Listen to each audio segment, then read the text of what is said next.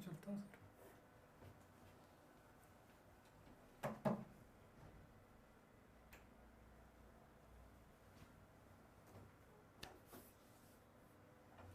Hello students, welcome to the official YouTube channel of Origin coaching. स्वागत है आप सभी का मैथमेटिक्स के लाइव क्लास में। और हम पढ़ रहे हैं समुच्चय सेट थ्योरी। हमने स्टार्ट किया है क्लास 11 का पहला चैप्टर और ये है लेक्चर नंबर 3। इससे पहले के लेक्चर में हमने आपको पूरे सेट का बेसिक कॉन्सेप्ट, सेट को किस तरह से हम रिप्रेजेंट करते हैं, सेट में एक फॉर्म को दूसरे फॉर्म में, रोस्टर फॉर्म को किस तरह से हम सेट बिल्डर फॉर्म में, सेट बिल्डर को रोस्टर फॉर्म में चेंज करते हैं, आपको सिखाया।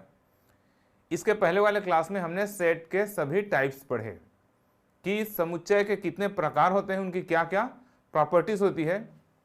जैसा कि मैंने आपको प्रीवियस क्लास में डिस्कस किया था कि आज के क्लास में हम उस पर बेस्ड क्वेश्चन करेंगे।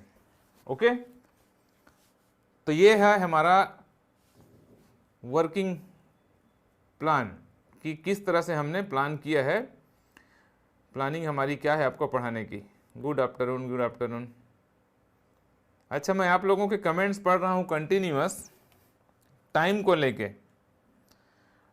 लेके मैं आप लोगों के कमेंट्स पढ़ रहा हूँ। तो क्या है, आज मैं क्लास में आप लोग को पूछ लूँ, टाइमिंग को लेकर कोई इशू है क्या? बताइए, टाइम सही है कि टाइम चेंज करें?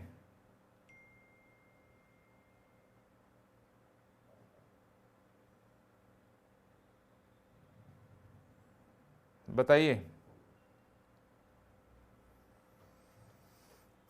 या फिर मैं कम्युनिटी पोस्ट पर पोल कराऊंगा आप लोग को आज।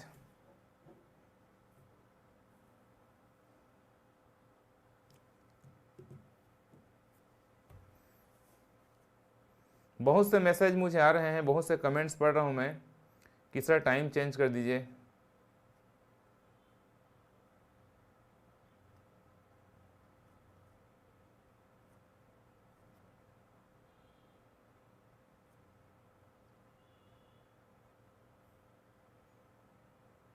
हाँ, लेकिन एक चीज है, जून से तो टाइम चेंज करना ही पड़ेगा। जून से टाइम चेंज करना पड़ेगा क्योंकि जून में जब स्कूल ओपन हो जाते हैं तो उस टाइम में तो ये टाइम सेट सूट नहीं होगा।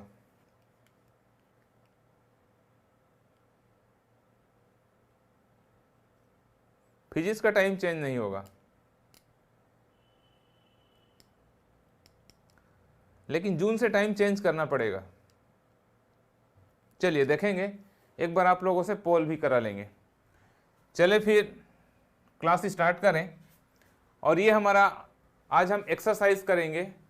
जो हमने कॉन्सेप्ट पढ़ा पिछले क्लास में वो सभी क्वेश्चन कॉन्सेप्ट पर आज हम एक्सरसाइज करेंगे। देखो, ये हमारा पहला क्वेश्चन आप ध्यान से पढ़ो। क्या निम्नलिखित समुच्चय समान है? मतलब क्या ये समान समुच्चय है, ये क्वेश्चन पूछ रहा है। State whether the following pairs of sets are equal sets मैंने कल पढ़ाया था, आर नॉट। क्या बोलता है, ए एक सेट है, ए इक्वल टू 2 3। एक को दिया है रोस्टर फॉर्म में और दूसरे को दिया है सेट बिल्डर फॉर्म में। ये सेट बिल्डर फॉर्म में है। यह एक बहुत अच्छा क्वेश्चन है। यह क्वेश्चन दो पर्पज से इंपॉर्टेंट है। पहला पर्पज ये कि आपको इस क्वेश्चन से यह समझना है कि आप सेट बिल्डर फॉर्म को, समुच्चय रूप को रोस्टर के फॉर्म में चेंज कर पाते हैं कि नहीं। फिर दूसरा, आपको इक्वल सेट के प्रॉपर्टी पर भी आपको ध्यान रखना है कि मैंने आपको बताया था इक्वल सेट किसे कहते हैं। तो आज के क्वेश्चन पर जितने हम क्वेश्चन आपको कराएंगे, इसका सीधा रिलेशन प्रीवियस क्लास में हमने जो आपको कॉन्सेप्ट समझाया था उसी से है। तो आपको मैथ्स के क्लास में किस तरह से प्रिपेयर होना है, यदि आज के क्लास में मैं कुछ कंसेप्ट समझाता हूं, आपको कुछ एग्जाम्पल कराता हूं, तो नेक्स्ट क्लास में उसकी एक्सरसाइज निश्चित रूप से कराऊंगा ताकि आप उसको पढ़ के आओ। यही पढ़ने का तरीका है, ठीक है। चलिए तो सॉल्व करें हम इसको। और एक सेट अपने को क्वेश्चन में ए दिया हुआ है। सेट ए का वैल्यू क्या है, यहां पर देखो, सेट ए इक्वल, क्वेश्चन में हमको दिया हुआ है 2 and 3, इसके 2 एलिमेंट्स हैं 2 and 3। अब हम बी सेट पर बात करें तो बी सेट क्या दिया हुआ है, B set set builder form में है, सेट बिल्डर फॉर्म में है x such that x, equation क्या है, equation x square plus 5x plus 6 equal to 0। ये अब दोनों का हम तब तक कंपेयर नहीं कर सकते जब तक हम b को रोस्टर फॉर्म में चेंज नहीं कर देंगे। जब तक हम इसको रोस्टर फॉर्म में चेंज नहीं करेंगे तब तक हम इसका कंपैरिजन नहीं कर सकते। इसलिए सबसे पहले हम इसको क्या करेंगे, x square plus 5x plus 6 को रोस्टर फॉर्म में चेंज करेंगे। तो इसके लिए इस इक्वेशन को सॉल्व करें तो x square plus 5x plus 6 equal to 0। That implies, इसको ब्रेक करें, इसको तोड़ें, ये क्वाड्रेटिक इक्वेशन है, वर्ग समीकरण है, तो इसको हम ब्रेक करें तो क्या हो जाएगा, ये x square plus 3x plus 2x plus 6 equal to 0। इन दोनों से x को कॉमन करें, दैट इम्प्लाइज इन दोनों से x को कॉमन करने पर क्या होगा, यहाँ पर हम x को कॉमन करें तो ये हो जाएगा x प्लस 3 और प्लस यहाँ से हम 2 को कॉमन करें तो 2 कॉमन करेंगे तो हो जाएगा x प्लस 3 इक्वल टू 0, ये होगा। दैट इम्प्लाइज अब यहाँ पर x प्लस 3 हम कॉमन करेंगे दोनों में से तो x प्लस 3 और दूसरे ब्रैकेट में हो जाएगा x प्लस 2 इक्वल टू 0। यहाँ से देखो x का जो दो वैल्यू मिलेगा वो क्या क्या मिलेगा, therefore x equal to -3 and -2। तो यहाँ पर देखो जो दूसरा सेट है b, वो सेट b क्या हो जाएगा, सेट b इक्वल टू हम क्या लिख सकते हैं, इसको हम लिखेंगे -2 -3 या -3 -2, मतलब एक ही है ये। अब यहाँ पर देखो सेट a का वैल्यू हमको क्वेश्चन में क्या गिवन है, 2 3 दिया हुआ है, और सेट b क्या है, -2 -3 है। तो देयरफॉर हम क्या कर सकते हैं, a not equal to b। तो देयरफॉर दोनों सेट आपस में बराबर नहीं है, a not equal to b। ये दोनों इक्वल सेट नहीं है बट इक्विवेलेंट सेट हैं, समतुल्य समुच्चय हैं लेकिन समान समुच्चय, तुल्य समुच्चय हैं लेकिन समान समुच्चय नहीं है। मैंने आपको कल जब समुच्चय का प्रकार बताया तो ये चीज़ मैं आपको समझाया था कि जब दोनों के एलिमेंट्स, नंबर ऑफ एलिमेंट्स भी बराबर हो और एलिमेंट भी सेम वही हो तो दोनों समुच्चय क्या होते हैं, तुल्य होते हैं, इक्वल होते हैं, समान होते हैं, इक्वल होते हैं। लेकिन जब उसमें नंबर ऑफ एलिमेंट्स बस इक्वल होते हैं, भले एलिमेंट अलग अलग हों, तो उसको इक्विवेलेंट सेट कहते हैं, तुल्य समुच्चय कहते हैं। ओके, तो क्लियर है क्वेश्चन सबको। ये बहुत छोटे छोटे कंसेप्ट पर हैं बट इंपॉर्टेंट हैं और ज़्यादातर क्वेश्चन एनसीईआरटी के बुक्स से हैं। एनसीईआरटी के क्वेश्चन से हम ज़्यादा क्वेश्चन कवर कराते हैं, हालांकि हमारा क्वेश्चन का कलेक्शन डिफरेंट बुक से होता है। नेक्स्ट देखो अगला क्वेश्चन, समुच्चय -1 0 1 के सभी उप समुच्चयों की सूची बनाइए। इसका हमको लिस्ट बनाना है कि कितने सबसेट इससे बनेंगे। अब ये क्वेश्चन किस कॉन्सेप्ट पर बेस्ड है कि भाई स्टूडेंट को सबसेट आता है कि नहीं और सबसेट क्रिएट करना आता है कि नहीं। देखो तो यहाँ पर हमारा जो समुच्चय है जो गिवन है a equal to a suppose कर लिया -1 0 और 1। अब इसके सबसेट्स, इसके सबसेट्स क्या क्या बनेंगे। तो यहाँ पर दो बात को ध्यान रखना है कि सबसे पहले ये कि फाई जो होता है इम्प्टी सेट, वो सबका सबसेट होता है। इम्प्टी सेट सबका सबसेट होता है, तो एक सबसेट क्या हो जाएगा, ये फाई। क्लियर, ये फाई, या इसको ऐसा लिखने की जरूरत नहीं, ऐसा भी लिखते हैं या खाली फाई लिखोगे, एक हो जाएगा फाई। इसके बाद दूसरा देखो एक एक एलिमेंट को लेके, तो -1 इसका एक सबसेट होगा, इसके बाद 0 इसका एक सबसेट होगा, इसके बाद 1 इसका एक सबसेट होगा, मतलब सबका सिंगल एलिमेंट ले लिए। उसके बाद दो का पेयर लेंगे तो -1 0 ये एक सबसेट होगा। इसके बाद 0 का 1 के साथ में तो 0 1 ये इसका सबसेट होगा। इसके बाद -1 का 1 के साथ में तो -1 1 ये एक सबसेट होगा। और हमको मालूम है कि सब के सब आपस में स्वयं भी क्या होते हैं, सबसेट होते हैं। ठीक है, तो माने इट सेल्फ होता है, तो क्या हो जाएगा ये -1 0 एंड 1, ये हो जाएगा इस तरह से। तो कितने इसके सबसेट हो जाएंगे, काउंट करो 1 2 3 4 5 6 7 8। यदि आपको इसको चेक करना है नंबर ऑफ सबसेट, तो नंबर ऑफ सबसेट काउंट करने का मैंने फार्मूला बताया था 2 टू द पावर n। तो 2 टू द पावर एलिमेंट है 1 2 3, तो 2 to the power 3 equal to 8। इस तरह से मैंने आपको कॉन्सेप्ट पढ़ाते समय भी बताया था। तो नंबर ऑफ सबसेट कितने आएंगे, 8 आएंगे। लेकिन क्वेश्चन में बोला है कि सभी उप समस्याओं की सूची बनाइए, तो ये सूची, ऐसा क्वेश्चन करने से आपको क्या फायदा होता है कि आपको ये पता चलता है कि आपको सबसेट निकालना आता है कि नहीं, किसी भी सेट के किस तरह से हम सबसेट फाइंड करते हैं। ओके, कोई प्रॉब्लम? आसान है, बहुत आसान है ये। तो क्वेश्चन नंबर 2 समझ में आ गया सबको?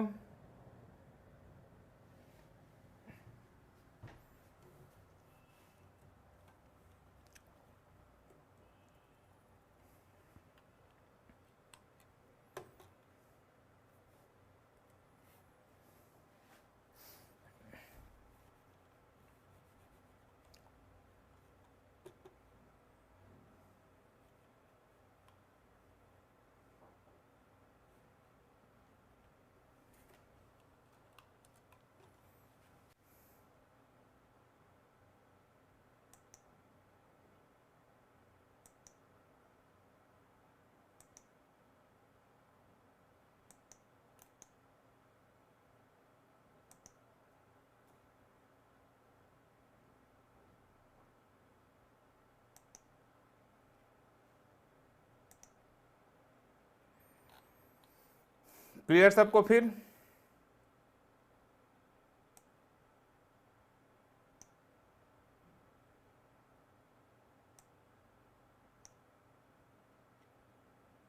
एनी प्रॉब्लम, किसी को यहां तक कोई प्रॉब्लम?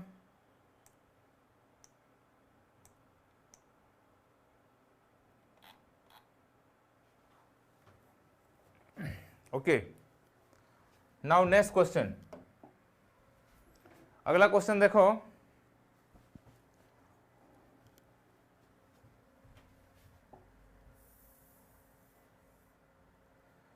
पी ए के कितने अवयव हैं यदि ए इक्वल टू 5। ये ऑब्जेक्टिव टाइप का क्वेश्चन है और किसी भी कॉम्पिटिटिव एग्जाम में इसको पूछा जा सकता है। चलिए बताइए, पी ए के कितने अवयव होंगे यदि ए क्या है, एक एम्प्टी सेट है। How many elements there are in P A if A equal to 5।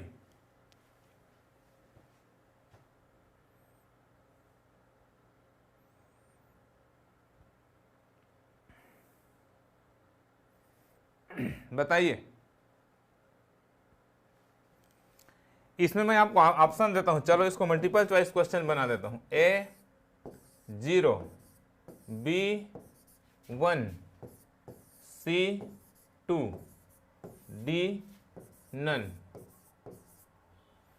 इनमें से कोई नहीं। क्या आंसर सही होगा? क्या आंसर सही होगा बताइए इसका।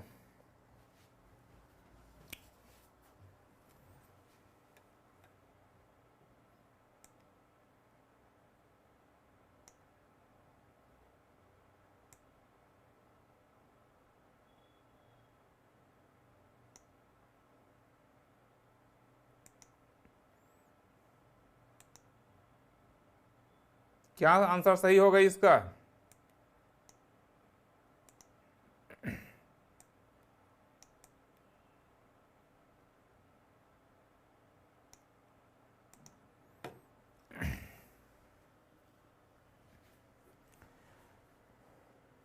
अनुज चौधरी बी, वेरी गुड।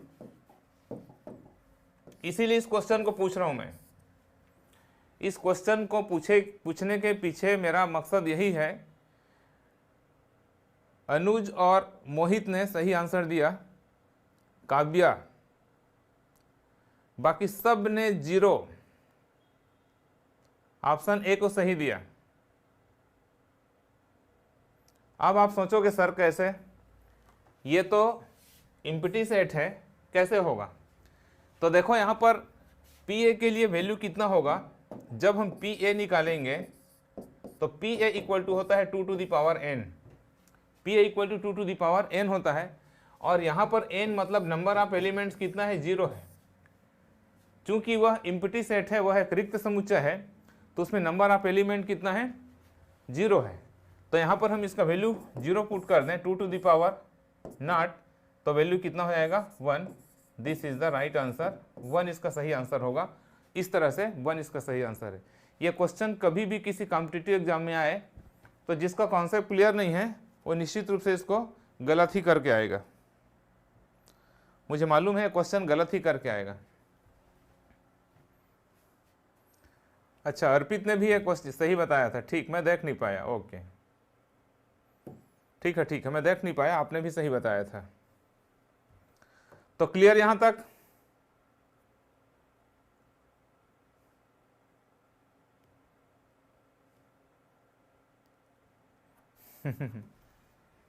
चलिए नेक्स्ट क्वेश्चन। देखो मैं आपको बहुत छोटे छोटे क्वेश्चन करा रहा हूं, लेकिन पूरे टेक्निक वाले क्वेश्चन है ये, और कॉन्सेप्ट पर बेस्ड क्वेश्चन है। निम्नलिखित समुच्चयों में से कौन किसका उपसमुच्चय है, इसका निर्णय कीजिए। a equal to x such that x belongs to r तथा x square minus 8x plus 12 को 0 को संतुष्ट करने वाली सभी वास्तविक संख्याएं। b equal to 2 4 6। देखो यहाँ पर a है, a एक सेट है, ध्यान देना, यहाँ पर मैं इसको हाईलाइट कर रहा हूँ। एक सेट a है जो कि आपको सेट बिल्डर फॉर्म में दिया हुआ है, समुच्चय निर्माण रूप में दिया है एक। उसके बाद दूसरा सेट क्या है, b 2 4 6। तीसरा सेट है c और चौथा सेट है d। अब आपको बताना है कि कौन किसका उपसमुच्चय है। बहुत बढ़िया क्वेश्चन है ये क्वेश्चन बहुत बेस्ट है। यहां पर आपको बताना है कि कौन सा किसका सबसेट है। तो इसके लिए क्या करना पड़ेगा अपने को, इसके लिए सबसे पहले हमारा जो सेट ए है उसको हमको सॉल्व करना पड़ेगा। सेट ए को इसके लिए सबसे पहले सॉल्व करना पड़ेगा, ठीक है। चलिए सेट ए का वैल्यू कितना आता है ये आप लोग निकाल के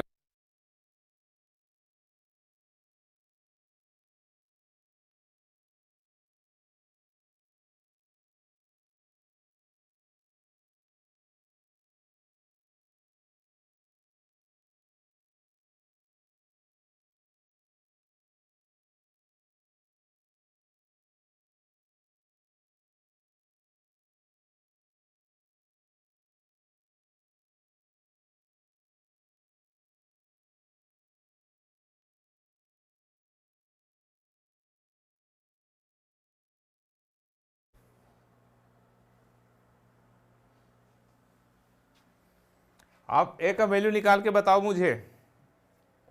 सबसे पहले ए को सॉल्व करेंगे अपन ना, सबसे पहले ए का वैल्यू फाइंड करेंगे। तो ए इक्वल टू क्वेश्चन में हमको क्या दिया हुआ है, यह दिया है x such that x belongs to real number and x square minus 8x plus 12 equal to 0, ये दिया हुआ है। तो यहाँ पर हमको क्या करना पड़ेगा, रोस्टर फॉर्म में इसको चेंज करना पड़ेगा। तो रोस्टर फॉर्म में चेंज करने के लिए क्या करेंगे अपन, सॉल्व करेंगे। X square minus 8x plus 12 equal to 0, ये करना पड़ेगा।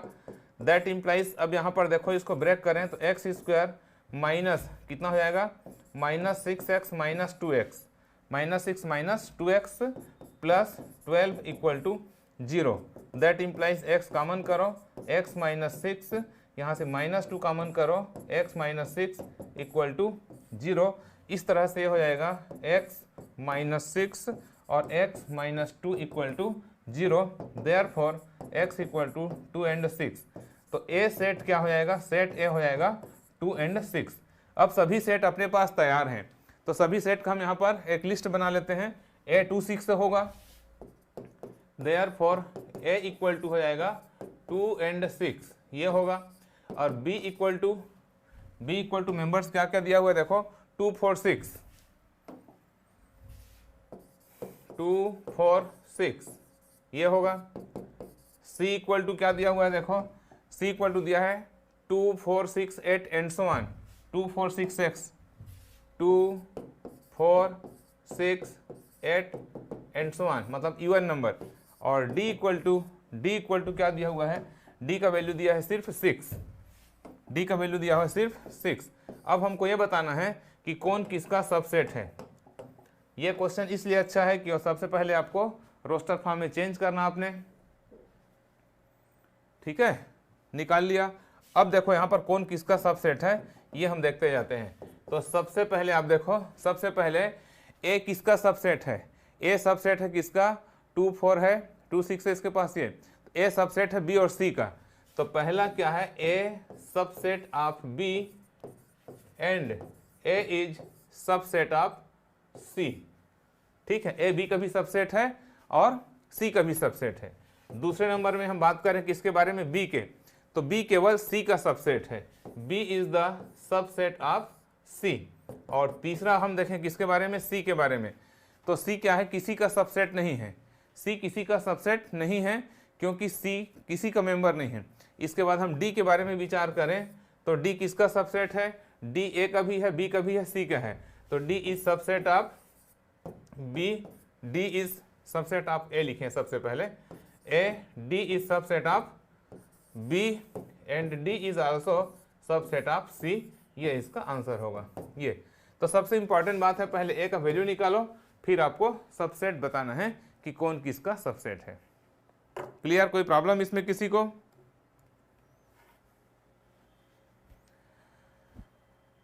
किसी को कोई प्रॉब्लम?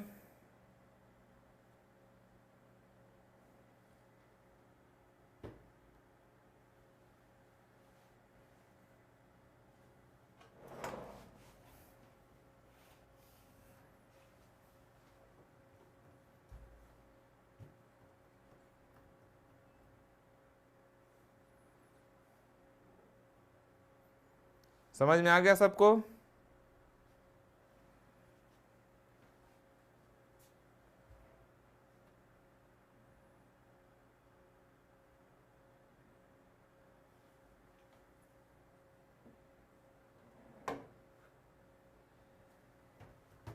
चलिए नेक्स्ट क्वेश्चन।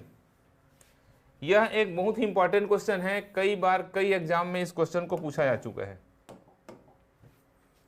सिद्ध कीजिए कि n p under bracket p phi equal to 4।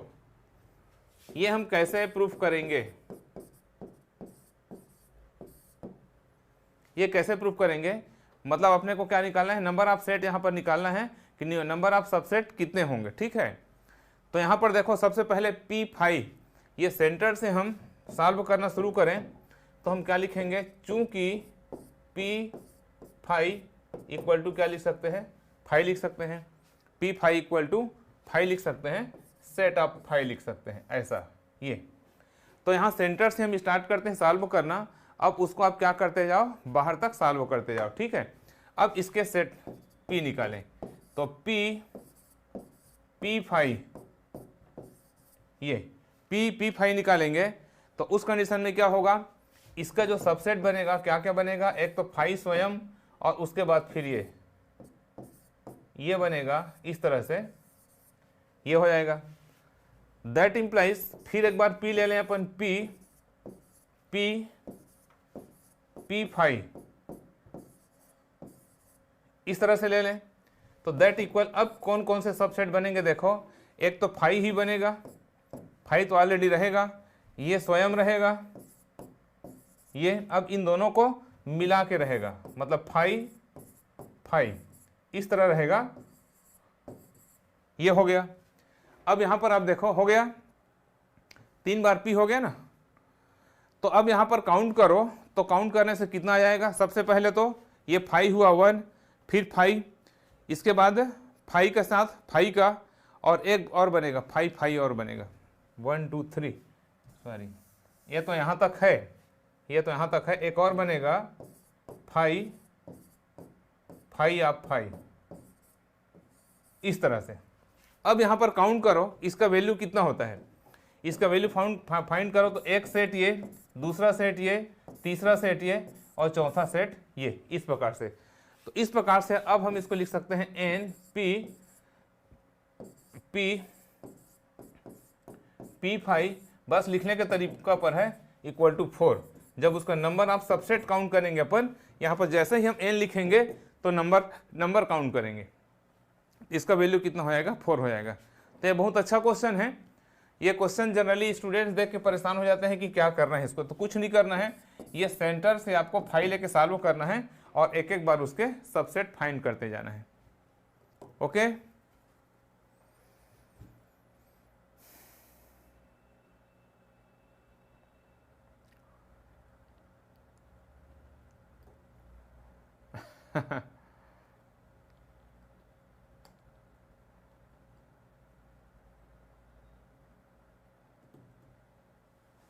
हो गया।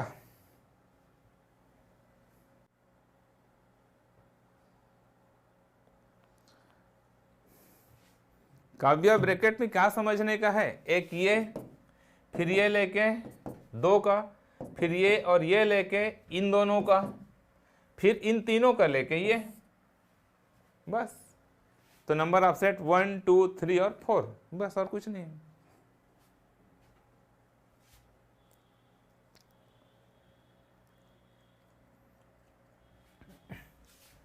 थोड़ा हम टाइम पर अभी विचार करेंगे, टाइम के बारे में थोड़ा सा, बहुत सी स्टूडेंट्स लोग का सजेशन है, तो टाइम के बारे में बात करूंगा एक बार आप लोगों से।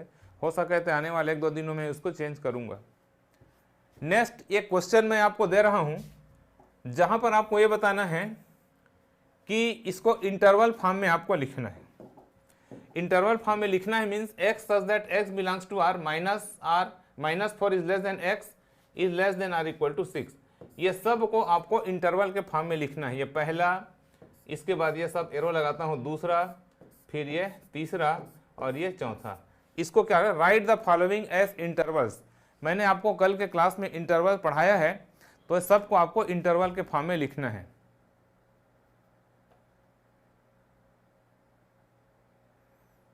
चलिए बताते जाइए। तो पहले का इंटरवल क्या होगा बताइए, फर्स्ट का इंटरवल क्या होगा, अपने चैट पर लिखे आप। पहले का इंटरवल किस फॉर्म में हम लिखेंगे,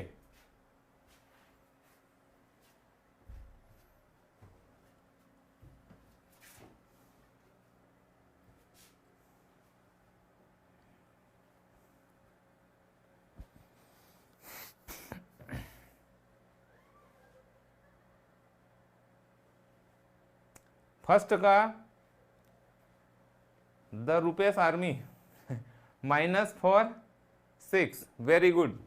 ये होगा -4 6, यहाँ ओपन यहाँ क्लोज्ड, क्योंकि यहाँ पर लेस देन है और यहाँ पर less than or equal to, ठीक, वेरी गुड। सेकंड का बताओ,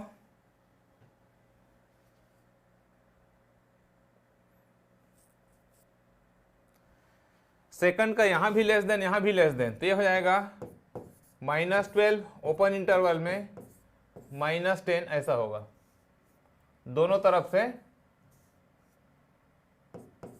ओपन होगा। थर्ड में देखो, थर्ड में 0 के साइड में क्लोज्ड है और 7 के साइड में ओपन है, ये होगा। और इसमें दोनों को देखो, दोनों साइड से क्लोज्ड है, तो 3 और 4। तो इसे आपको इंटरवल में लिखना आना चाहिए, ये इस क्वेश्चन का मतलब है। एक बार चेक कर लो, जो आपने बनाया है ये चेक कर लो।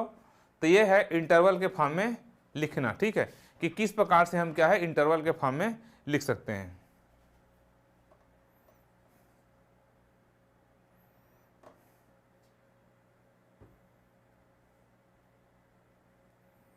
समझ में आ गया? इंटरवल फॉर्म में इस प्रकार से लिख सकते हैं। अब आप देखो, मैं कुछ क्वेश्चन आपको दे रहा हूं जिसको हमको उल्टा काम करना है। ये तो वेन डायग्राम बाद में पढ़ेंगे अपन। उल्टा काम करना है, जहां पर मैं कुछ क्वेश्चन लिख रहा हूं, इस क्वेश्चन को आपको बताना है कि किस प्रकार से क्या करोगे, आप उसको सेट बिल्डर फॉर्म में लिखोगे। इंटरवल को -30, मान लो -30 ऐसा लिखा है, तो इसको हम सेट बिल्डर फॉर्म में कैसे लिखेंगे, इसको हम इस तरह से लिखेंगे। देखो, x such that x belongs to r, x such that x belongs to r कहने का मतलब क्या है कि वह रियल नंबर है, ठीक है, वह रियल नंबर है। और उस तरह से रियल नंबर फिर किस तरह से ये लिखा जाएगा कि -3 0, तो -3 का मतलब हुआ दोनों तरफ से ओपन है वो, तो -3 is less than x is less then 0। उल्टा क्वेश्चन भी आपको ऐसा लिखने के लिए आ सकता है कि आपको इंटरवल को आप सेट बिल्डर फॉर्म में किस प्रकार से लिखेंगे। ठीक है, बन जाएगा। लिखते, सपोज मैं लिखूं 6 12, मान लो मेरे को ऐसा लिखना है, तो इसको कैसे लिखूंगा, इसको लिखूंगा x such that x belongs to R where 6 is less than or equal to x is less than or equal to 12।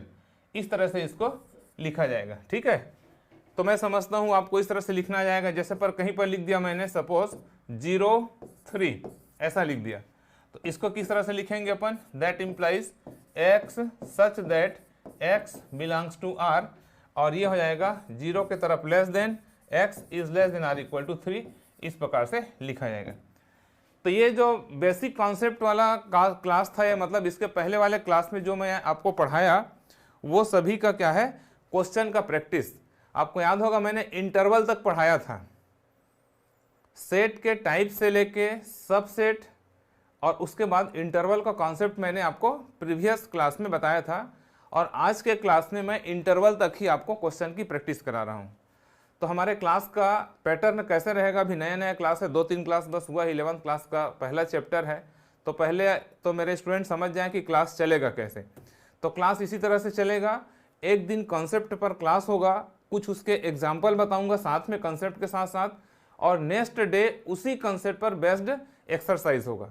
Exercise के जो क्वेश्चन होंगे वो पर्टिकुलर किसी बुक से नहीं होंगे, मतलब किसी बुक को लेके मैं एक्सरसाइज 1.1.2 ऐसा नहीं कराऊंगा, मैं आपको कराऊंगा कंप्लीट एक इम्पॉर्टेंट क्वेश्चन का कलेक्शन, साथ में हम एनसीईआरटी को मैक्सिमम कवर करेंगे। ये हम आपके लिए प्लस है कि ज़्यादा, अब एनसीईआरटी के सारे क्वेश्चन तो अच्छे हैं नहीं, अच्छे नहीं है दैट मीन्स बहुत ही ईजी हैं, जिस पर यहाँ पर टाइम वेस्ट करना बेकार है, उसको आप ऐसी ओरल बना सकते हो। तो हम क्या करेंगे, एनसीईआरटी के ऐसे प्रॉब्लम कलेक्ट करेंगे जो इम्पॉर्टेंट है और थोड़ा डिफिकल्ट भी है, जो आपको बताना जरूरी है। तो इस प्रकार से हमारा एक्सरसाइज का कलेक्शन रहेगा। ठीक है, इस बात को ध्यान रखना कि हम क्वेश्चन की प्रैक्टिस कैसे करेंगे। दूसरी बात टाइम का बात है, तो टाइम निश्चित रूप से बहुत से स्टूडेंट्स को हार्ड लग रहा है ये टाइम, और स्कूल ओपन होने के कंडीशन में तो निश्चित रूप से इस टाइम में पढ़ा नहीं जा सकेगा, क्योंकि ये टाइम स्कूलिंग का टाइम है। तो मैं इसको मॉर्निंग में, अर्ली मॉर्निंग या इवनिंग में शिफ्ट करूँगा, हो सके तो अभी से शिफ्ट करने की कोशिश करूँगा। ओके, चलिए, तो कल के क्लास में हम लोग क्या पढ़ने वाले हैं पहले से बता देता हूं मैं। कल हम लोग पढ़ेंगे वेन डायग्राम। कल का क्लास हमारा वेन डायग्राम पर बेस्ड होगा कि हम सेट थ्योरी के प्रॉब्लम को वेन डायग्राम के बेस पर किस तरह से सॉल्व करते हैं। ठीक है, तो अगले क्लास में हम वेन डायग्राम पढ़ेंगे। Okay, thank you so much.